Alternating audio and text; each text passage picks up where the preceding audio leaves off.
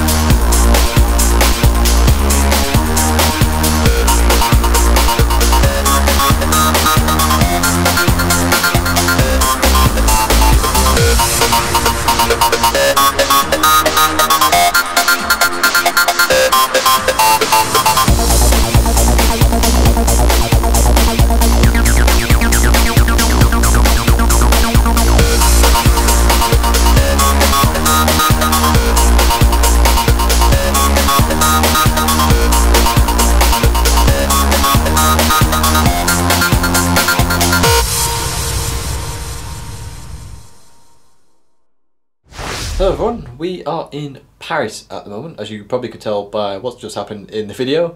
We're actually already on Saturday, so I've missed a couple of days already. Went to the FIA stuff today, which I'll show after this clip. And yeah, it's been a good day. We qualified about mid-pack in terms of what we're doing with the Nations Cup. So we start 7th in my race, we're at Fuji, which is the track I wanted because I love Fuji, as you guys know. We got the BMW M4, which is slightly above average car. It's not the best, but it's not the worst. So we've got a possibility here of making some ground. We need to overtake 3 cars tomorrow, so we'll see what happens with that.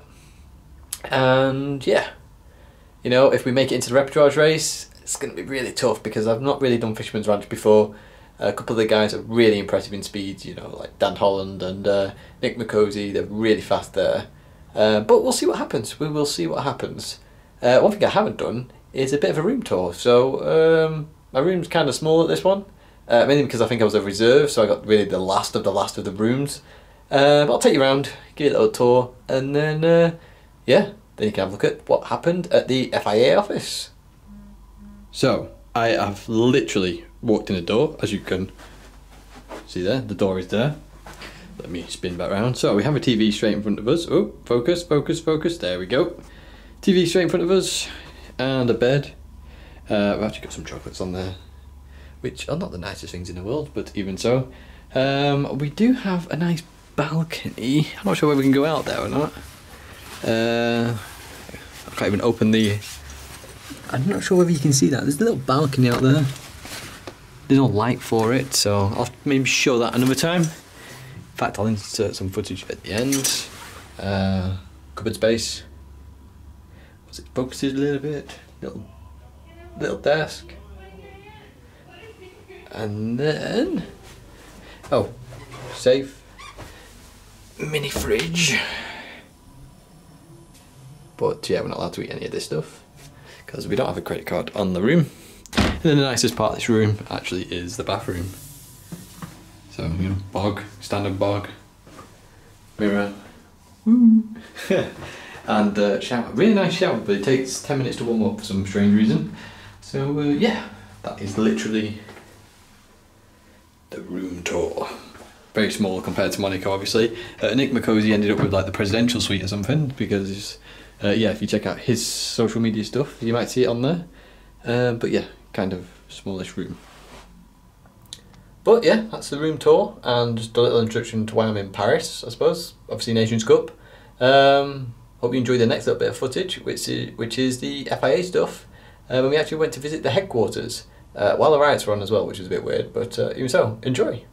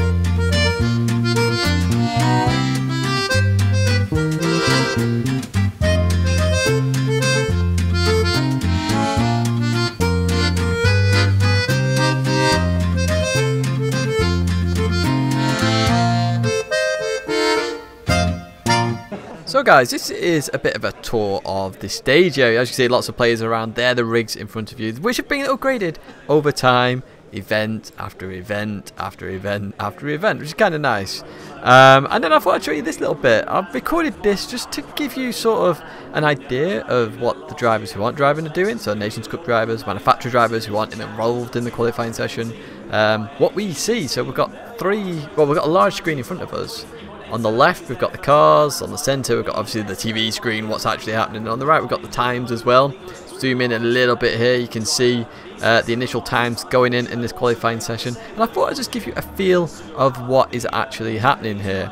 Now, rather than me commentate over an entire 6 minutes of it, you can hear in the background there is Tom Brooks, and Jimmy is there as well, obviously commentating for the UK team.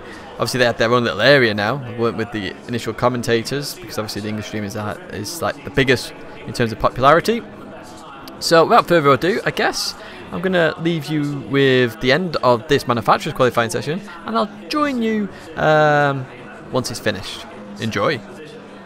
It could be a bit of a masterstroke here from the Toyota team, but what about Mercedes-Benz? They were also hitting very, very recently as well. What about Mitsubishi? They come over the line, 11th up to 4th, second row of the grid so far for them. Nissan though, on a charge, Igor Fraga behind the wheel of the GTR machine, through the left-hander of Sterling's, down in towards the right-hander of Clearways. A very tricky part of the lap this one. You want to get under power so much sooner than you're able to, and then you've got to aim it for that start-finish line and see what you get when you come over the line. What is it going to be for Nissan and Igor Fraga this time around in second place on the grid? Absolutely brilliant lap there for Nissan and Igor Fraga. BMW though, they enter the time immediately. A 1 minute 23.231 for the M6 GT3 machine. Porsche now coming over the line. They were down in the third sector. They do improve up to second place. Front row for them provisionally. Now Honda, of course, are very fast in practice. Let's see what they've got now in the section itself. This will be their last lap across the line. And they do go faster. Out of third position on the 123.5, but still 3 tenths off there. Great cheering from the Honda team as well down here in Paris. The team really putting the drivers on over one flight lap. It's Subaru from nowhere, come from all the way in the back of the grid up to second position. That's an absolute barnstormer of a lap time there for the Subaru team. Brilliant stuff with Coca-Cola behind the wheel of the machine. Let's see what they're going to be able to do. What about Lexus though? They're going to miss out on the last flight lap, Jimmy. It's all or nothing for them now. Yeah, they're only a couple of hundreds down, so Corvette you go quick up to 10th position. So Lexus, of course, our manufacturers champions, are taking the title on Monaco in such fantastic style. It's now up to them to see if they can dethrone BMW from that pole position coming around second last coming out with that 4 tenths down. It's not looking good for them. It really isn't. They need to be inside the top 6 to fight for pole position here tomorrow in Paris. It doesn't look like it's going to be a dream for Lexus. Through the final corner we go. Out of Clearways, a little bit sideways there. Out of the final corner we go. And over the line, will it be an improvement for Lexus? They go over the line, and it really, really isn't a disappointment there for Lexus. They will start 8th position for race 1 tomorrow. Now the focus shifts to Toyota. A disappointing lap for them. What about Porsche? Over the line, front row of the grid for Porsche, right at the very end of that session. Now Logan really needs something special. They're down 11th position. Can Honda improve? They were out on the second cars. They have gone a bit fast up to 123.4, but no position change. Here comes Toyota. Is there going to be an improvement for them coming across the line now? They do not improve at 123.9. They stay in P11. Now we have Subaru. Are they going to come? They hug the bottom line here, so the fastest line to the finish. I don't think they'll improve. They go to the line. They really don't. It was a slow lap for Subaru. Meanwhile, Renault go over the line in 6th place, unless Chevrolet or Aston Martin can do anything in the dying seconds of this one. Lewis Bentley behind the wheel of the Corvette. Out of the final corner he goes. Over the timing line they go, and it isn't an improvement for Lewis Bentley. 11th place they will start on the grid tomorrow. Well, a very, very exciting manufacturing series qualifying section. That's how the grid will line up. The top 6 of course will go. So quite an enjoyable qualifying session, to be honest, but that's not the only thing that happened there. We had the Alpine A110 out front. Quite an interesting car. Still quite narrow. It does remind me of an MX-5 a little bit in terms of how small it is. It's not a big car on the road, which is what you expect. We also had this out there, the Lamborghini Huracan. Oh my word, this was an amazing car to look at and just see in person. Again, I've seen it a couple of times now. looks awesome. Imagine racing one of those things. That's true. Obviously it's a show car, you can tell, because the whole front screen is literally darkened out, and that's what happens with a lot of cars. We then also had the Toyota Supra, which I must admit I was very surprised with, because actually this car in the flesh is a lot better looking than on some photographs. So yeah, don't insult it too much. I mean, if you see it in person, you'll actually realise it's actually a good looking car. I was actually very surprised with this when I saw it in person. The front end looks much more aggressive than in photos, and something actually worth considering in terms of a car, actually, I would say. But that's not the only thing that happened there. We also had this fun evening, actually a couple of evenings, but I only went to one of them. I went to this one, and yeah, Outlaw brought his PlayStation 2 and Gran Turismo 1. Believe it or not, this was the license test I remembered the most, which was the RX-7, and I even remembered the time required to complete the challenge, which was 44 seconds. So we all had a go at this. I managed to get the quickest time initially on my second go, but then Lightning obviously came along and did a lightning thing here and dominated. But you know, this is what I like about the events, is the social aspect as well, and we're all friends at the end of the day. So yeah, I remember this challenge from my childhood. So I may start doing Gran Turismo 1 again just for fun. Work through all the GTs, but even so, what I'm going to do now is leave you with this experience, and then also my last words when I was actually in Paris and my thoughts and feelings behind it. So yeah, I'd say I hope you enjoyed this vlog. Very different. I didn't get a ton of footage, but all the same, I do hope you enjoyed it. But here's Lewis trying to finish a lap, and then my final thoughts. Oh, it's binned it again. Gonna run out of time again. It's going to be a lot closer now. I was like 40. No, he's not. He's going to make it. Oh, just. So guys, that's the end of the Nations Cup. It really was that quick. So my thoughts initially, I'll obviously go a bit more in detail in the analysis that I normally do as well. First race, Fuji, I reckon I could have got fourth. I really, really do. I could see fourth in the distance. Just a bit of carnage beforehand. Just cost us that fourth place, I think. It really, really did. You know, we got stuck in that pack. There was lots of contacts. People were pushing each other out. But again, as well, the last lap, just a slight touch knocked me out. I got a penalty for running wide. I lost time with dirty tyres. How does that deserve a penalty?